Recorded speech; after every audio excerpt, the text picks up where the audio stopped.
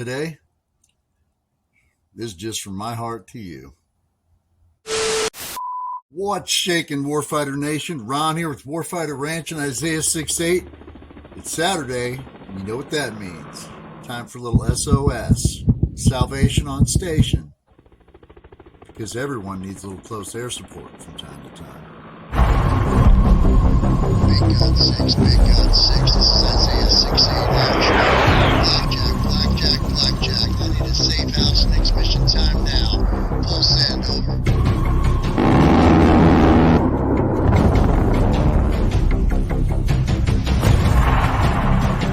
Around here, you know, we're all about the warfighter, and not just the American warfighter. We minister to the simple soldier wherever he or she may lay their head. And today I want to talk to you about a warfighter, a young warfighter. Young warfighter, maybe not much older than King David was when he slew Goliath. And one day, a few weeks ago, that warfighter woke up and found the wolf outside his home, bursting through the door in a hail of gunfire and a fiery blast from a hand grenade. Unconscious and left for dead, Hamas now rifles through drawers and cupboards, seeking anything of value. These are the warfighter's personal possessions. This is the warfighter's home. Floating back into consciousness, the warfighter gets up, dusts himself off, and searches for his weapon, also taken by Hamas, like his teammates. He dons a uniform and reports to his unit after being listed KIA. The warfighter is in the fight. He's still in the fight for his life. Forward march. As a Gentile who served his country and now enjoys the freedom purchased under the umbrella of those before me, I cannot help but feel a true sense of humility in witnessing the Israeli Defense Forces in action. I visited 22 different countries with 3 combat tours, 7 permanent change of station moves, and the satisfaction of having lived and still living a very blessed, fulfilling, and meaningful life.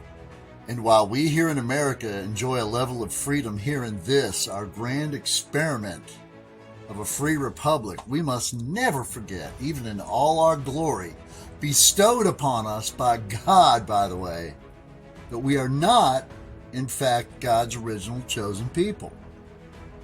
That role, since the beginning, has been reserved for the people of Israel. You know, the Jews. This really seems to bother some people.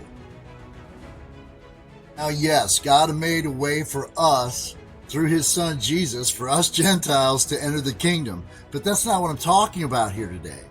I covered this recently in episode 16 of the Send Me podcast, Stolen Valor in the Church, where I covered the term supersessionism, which is the theory whereby the church in its own mind has assumed and superseded the role of God's chosen people.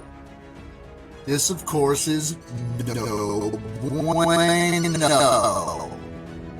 stolen valor. But not just through the church, sometimes a nation can fall prey to this mentality as well. And as much as it breaks my heart to even say this right now, it looks as though our own great country often seems to have a God complex, both on the world stage and towards its own people. It's been said that a nation that forgets its defenders will itself be forgotten. Well, it seems that America has forgotten its greatest defender yet, God, for allowing us to be that shining city on a hill. But we must not abuse it or face losing God's favor. Those young soldiers, you know, they fight not only for the survival of their nation while in their homeland, but the survival of their faith, all while completely surrounded by their enemies. And in the underdog story of the ages, as old as time itself, we are seeing in real time the miracles of God in providing for Israel to not only survive, but thrive. They're fighting in their own backyard. Firefights in familiar neighborhoods where their childhood memories of those places now start to fade. And yet they sing in their foxholes. They praise God, united in the face of overwhelming odds. I cannot understate enough the odds that are against these people. They're fighting an enemy so deeply intertwined and interwoven into the community that it's sometimes all but impossible to tell friend from foe.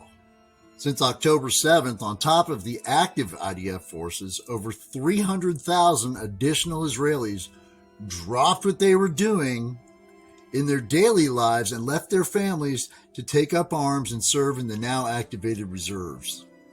Weapons were even issued out to other men willing to fight, civilians among the Jewish population. The IDF are fighting an enemy that is well-financed, well dug in through a labyrinth of tunnels and spaces throughout subterranean Gaza, and face an enemy hell-bent on their nation's eradication from the planet. You know, it's a sad reality, but most Americans cannot comprehend that level of dedication and resolve to preserve freedom in all its glorious forms, much less that level of dedication in an evil form.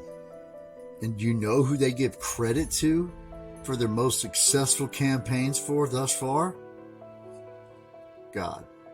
They don't just serve together, they live together. They pray before battle together. They sing, dance, and celebrate life with each other, all while donning a uniform with a rifle slung over their shoulder, all while burying their dead, all while fleshing out an elaborate underground tunnel system which hides not only terrorists and weapons, but hostages as well.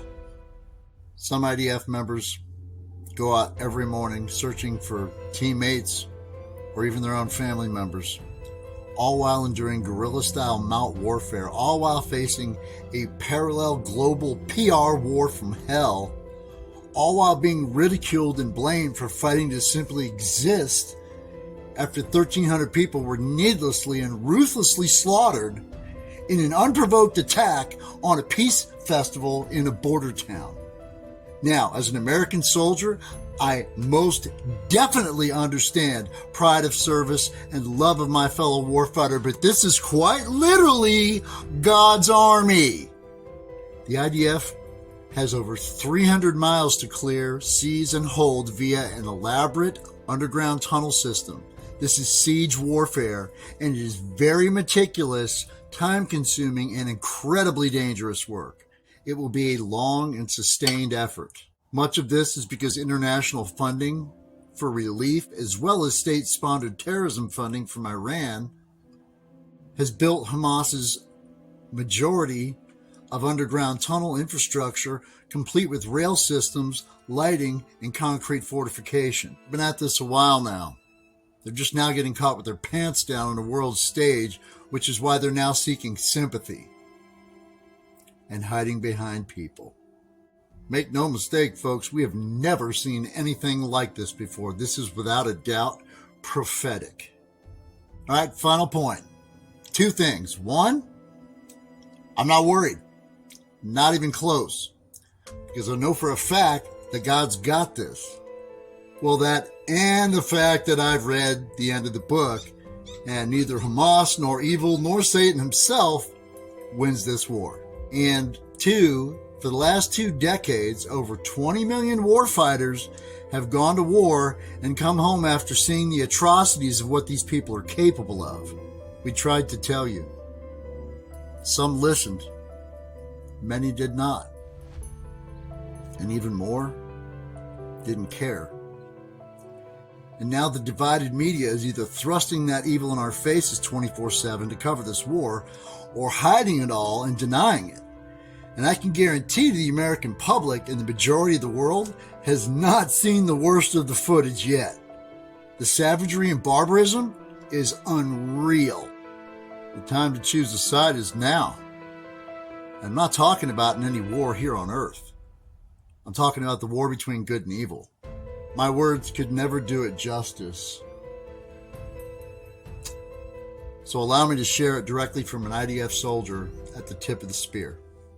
אני רואה את ההתרגשות שלך בעיניים. כן, יש. רוצים להיכנס. רוצים להיכנס כבר.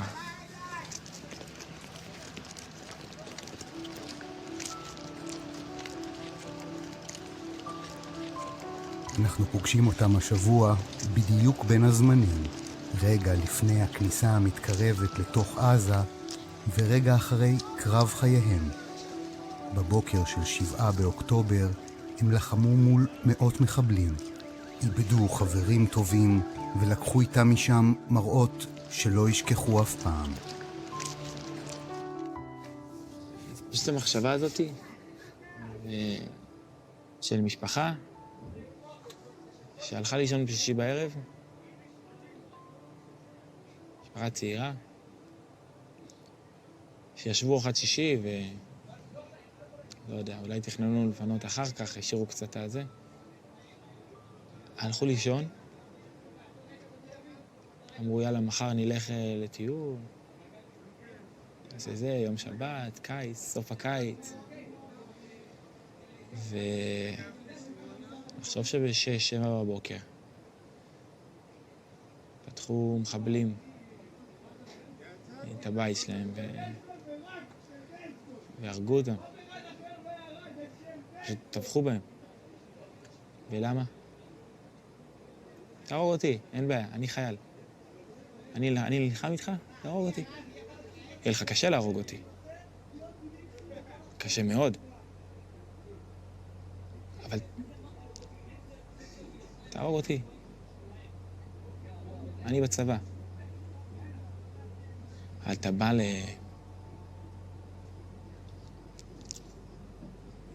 משפחות אין לך זכות קיום בעולם הזה. אין לך זכות קיום.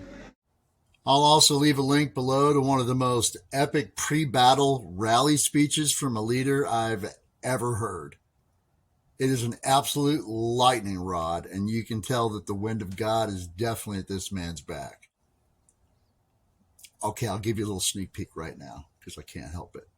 But we are not alone. Standing here with us, I can feel it, are the soldiers of King David. Here with us today are the Maccabees. We're here today with Mordechai, Analevich, the warriors of the Warsaw Ghetto. Here with us today are the fighters of the Lehi, the Etzel, the Haganah, the Palmach, all the warriors of Israel from the time we became a nation until today. If your relationship with God is complicated, you'd best uncomplicate it, most Ricky Tick. Who? It's as simple as this. Jesus said, I am the way, the truth, and the life. No one comes to the Father unless it's through him. Romans 8:31 tells us, what then shall we say to these things? If God is for us, who can be against us?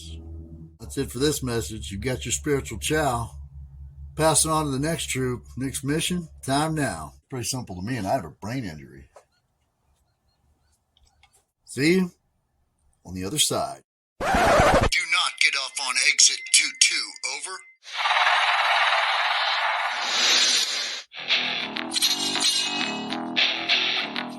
You're cleared hot at this time.